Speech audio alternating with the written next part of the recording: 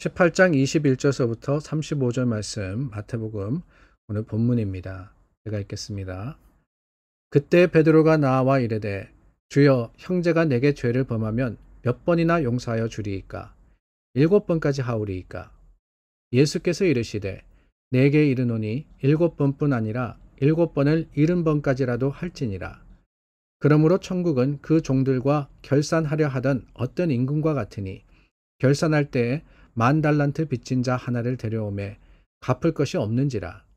주인이 명하여 그 몸과 아내와 자식들과 모든 소유를 다 팔아 갚게 하라 하니 그 종이 엎드려 절하며 이르되 내게 참으소서 다 갚으리이다 하거늘 그 종의 주인이 불쌍히 여겨 놓아 보내며 그 빚을 탕감하여 주었더니 그 종이 나가서 자기에게 100데나리온 빚진 동료 한 사람을 만나 붙들어 목을 잡고 이르되 빚을 갚으라 하매 그 동료가 엎드려 간구하여 이르되 나에게 참아 주소서 갚으리이다 하되 허락하지 아니하고 이에 가서 그가 빚을 갚도록 옥에 가두거늘 그 동료들이 그것을 보고 몹시 딱하게 여겨 주인에게 가서 그 일을 다 알리니 이에 주인이 그를 불러다가 말하되 악한 종아 내가 빌기에 내가 내 빚을 전부 탕감하여 주었거늘 내가 너를 불쌍히 여김과 같이 너도 내 동료를 불쌍히 여김이 마땅하지 아니하냐 하고 주인이 노하여 그 빚을 다 갚도록 그를 옥졸들에게 넘기니라.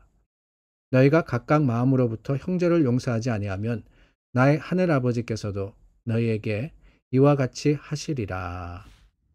어느덧 한 주의 반이 지난 목요일이 되었습니다. 여러분 지난 3일 동안 하나님 말씀 가까이 하시고 기도로서 주님 앞에 나아가셨습니까? 우리 항상 늦었다 생각할 때가 가장 빠른 때라고 하죠.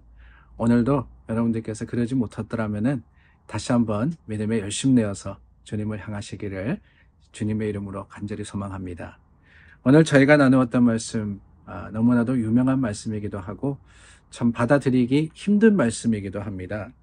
베드로가 예수님께 나와서 물었잖아요. 형제가 내게 죄를 범했는데 잘못을 했는데 몇 번까지 용서하면 되겠습니까? 7번까지 하오리이까? 7이라는 숫자가 숫자적으로 우리가 7이 아니라 이 7이라는 게 완전한 숫자이기 때문에 완전히 용서해야 됩니까? 예수님께 물었습니다. 근데 예수님께서는 거기에 더해서 이야기합니다. 7번뿐만 아니라 7번을 70번까지 할지라. 그 말은 그저 네가 이게 많이 용서해 줘야 된다.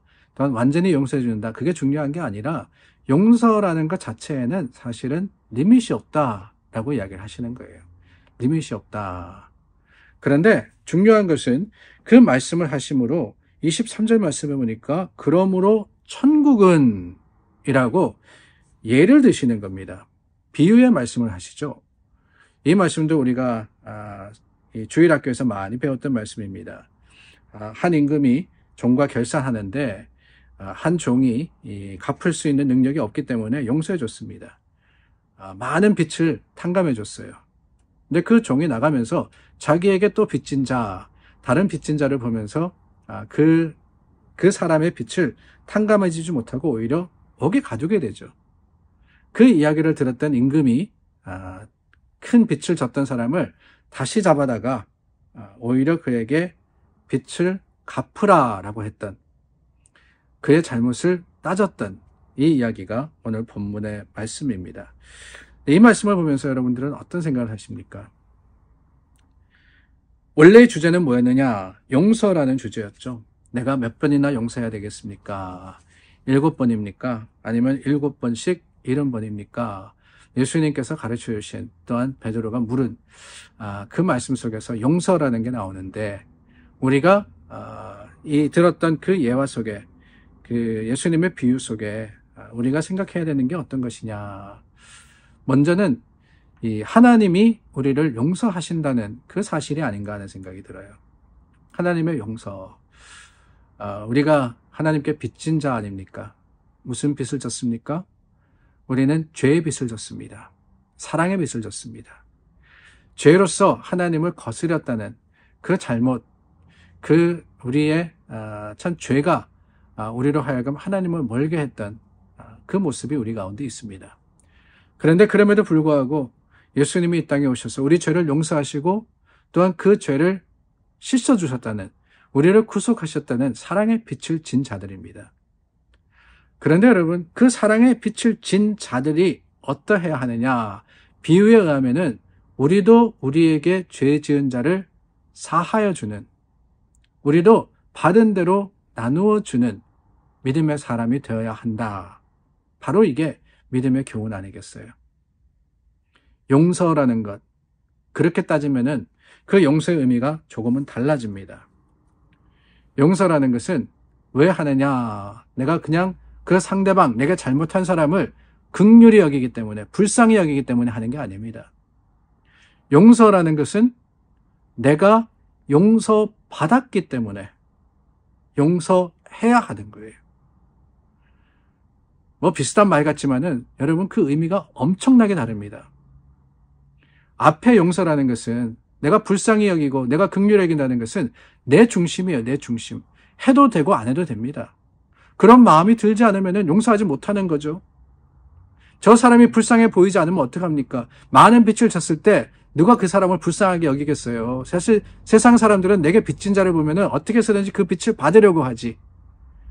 저 사람이 잘 되는 것을 보면서 왜 빛을 안 갚지라고 따지기를 좋아하지, 불쌍히 여기는 마음이 그렇게 들지 않아요.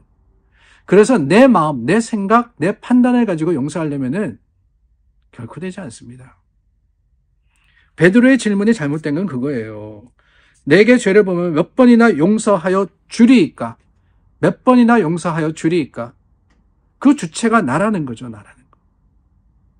내가 용서할 수 있으니까 용서해야 되는 것 같은데 어떻게 하면 몇 번이나 이렇게 따지는 겁니다. 그런데 예수님이 하시는 말씀은 그게 아니에요. 용서라는 것은 내게 달려있는 게 아닙니다. 내 결정도 아니고요. 내 판단도 아니고 내 힘도 아니에요. 뭐냐? 용서받은 자로서 당연히 해야 하는 일이다. 용서받은 자로서 당연히 해야 하는 일이다. 7번씩 70번이라도 그 말씀은 다른 게 아닙니다. 하나님께서 우리에게 베풀어 주시는 은혜가 우리가 세상 속에서 누구에게 구워주고 누구에게 받아야 되고 뭐 대접해야 되고 대접받아야 되고 이런 거하고는 비교가 되지 않는다는 거예요. 우리가 받은 사랑과 우리가 받은 용서는 세상의 그 모든 것들을 다 넘어서는 셀 수 없는, 잴 수 없는 놀라운 것입니다. 그렇다면은 그것을 누린 우리가 작은 것에 있어서는 당연히 용서하고 당연히 사랑하고 당연히 나누는 것이 옳은 것이라는 것이지요. 우리의 의지와 의무가 다릅니다. 용서라는 것은 그렇습니다. 내가 하려고 해서 하는 게 결코 아니에요. 몇 번까지 용서해 주리까? 여러분 7번? 한 번 용서하기도 힘들어요. 그러나 내가 용서해야 하는 그것이 내 힘과 의지로 할 수 있는 것이 아니라 하나님께서 이미 우리에게 주신 힘이고 능력이고 우리가 당연히 받은 자로서 나누어야 한다는 사실을 기억한다면 7번이 아니라 70번이라도, 아니 우리 힘이 연약하지만은 그럼에도 불구하고 여전히 애쓰고 힘쓰고 노력하고, 아니 예수 그리스도의 그 성령의 힘을 의지해서라도 해야 하는 것이 바로 용서가 아니겠습니까? 사랑하는 여러분, 힘듭니다. 알아요. 힘들어요.